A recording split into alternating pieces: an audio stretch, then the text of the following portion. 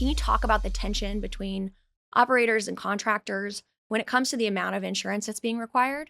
Yeah, absolutely. It's a question, one of the most frequent questions that we probably get throughout any, annual period. If you sort of think about it, I guess, operator and contractor are starting at a fundamental difference. If you're operator, you're going to want everybody that's on site to have, hopefully as much insurance as possible, Right. protecting you ultimately through your knock for knock indemnities, et cetera. On the contractor side, insurance, I think, is typically viewed as something that's ultimately eating into my margin. And if you sort of step back and you look at what's going on in the property casualty energy insurance world, insurance is getting harder to get.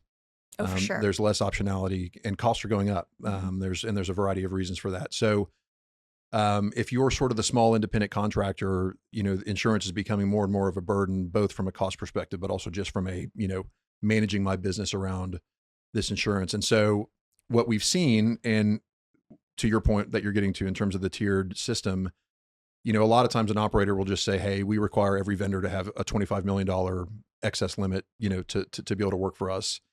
And the problem with that is, the catering company does not bring the same risk profile as the completions contractor, right? So Exactly.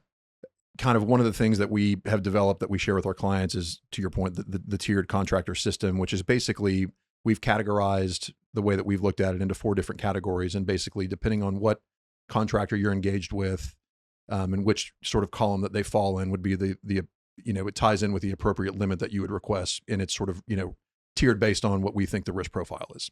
So, so the solution is this tiered insurance program, right?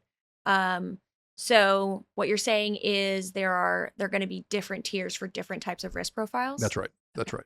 Great. So somebody going over hole, down hole, obviously, much different than, again, Sparky the welder who's coming out to do a little, project on, whatever it is. And so, but it makes sense. And I think, it just a flat limit. I would argue the same thing, is if you just said 25 million as an example, well, is that enough for the completions contractor? A lot of times it's, depending on the big frac and, the size of the frac job,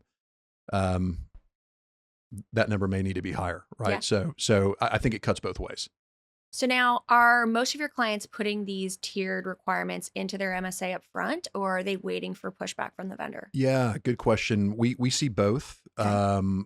We will have clients that just sort of say within the MSA, we've identified you as a tier. They'll list sort of the tier 1 through 4 and what the requirements are from a limit perspective.